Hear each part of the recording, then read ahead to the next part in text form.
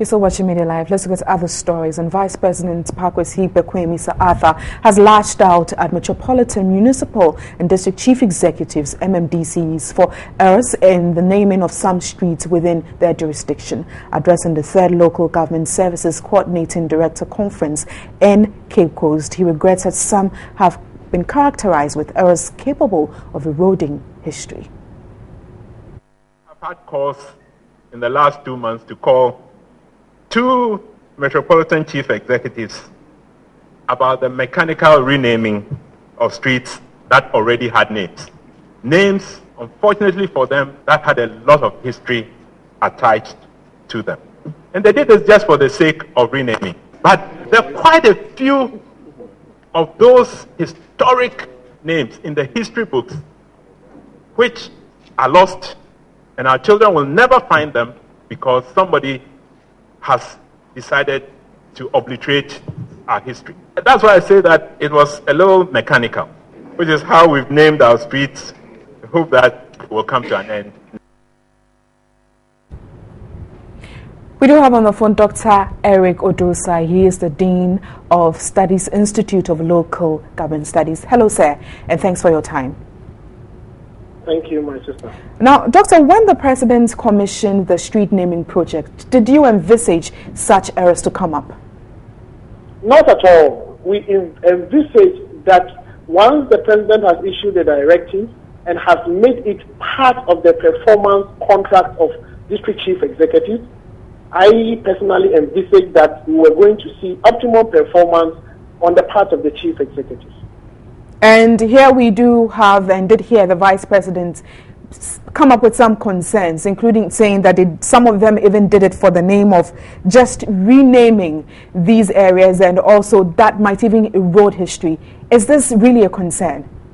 It is a concern because if His Excellency the President has issued a directive, one, I expected the Chief Executives to comply, and then more to the point where it impacts on their performance agreement. Now, if it is clear that what the Vice President is saying is what the Chief Executive have done, then I would expect the President to crack the whip and remove some of the Chief Executives from office. More to the point, the street naming project is being implemented according to a national policy. There is a national policy guideline on street naming and house numbering. So if the Chief Executives have failed or the district assemblies have failed in complying with this national policy, then it means they don't deserve to be leaders. I expect the presidency to crack the whip so that we bring them back to book. Because if we are not very careful, we are eroding history. And if we erode history, it will also go to affect the house naming. Because the street naming, after street naming, you do house numbering. If we are committing those avoidable errors at this stage, what do we expect to happen?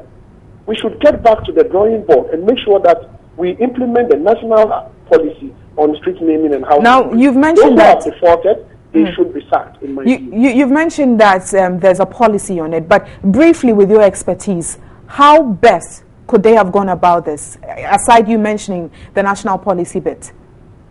They could have gone about this by doing public consultation, which the policy requires. They consult people in various communities, they consult traditional authorities, they consult opinion leaders, they consult interest groups to try to understand the rationale behind certain names, and to identify those who have supported or those who have even created certain communities within the various district assemblies. Once this is agreed upon, they send it to the General Assembly for approval. Once the Assembly approves it, then they can go out rolling out. They can go on to roll them out. But what I hear happening is that some of the Assembly did not do the required consultation. Again, some of them did not understand the history behind certain names. Aside from that, some of them were not even approved by the Assembly. But if you go ahead to do this, it means you are eroding the basic essence of participatory democracy in our governance process, which is again a violation of public policy. So my view is that we should go back to the national policy and make sure that appropriate consultations are done. We shouldn't erode history, because if we erode history, we are likely to pay for it dearly in future. Well, thank you, Dr. Eric Odosai, for speaking with us, and we're looking at the street naming and matters that have arisen.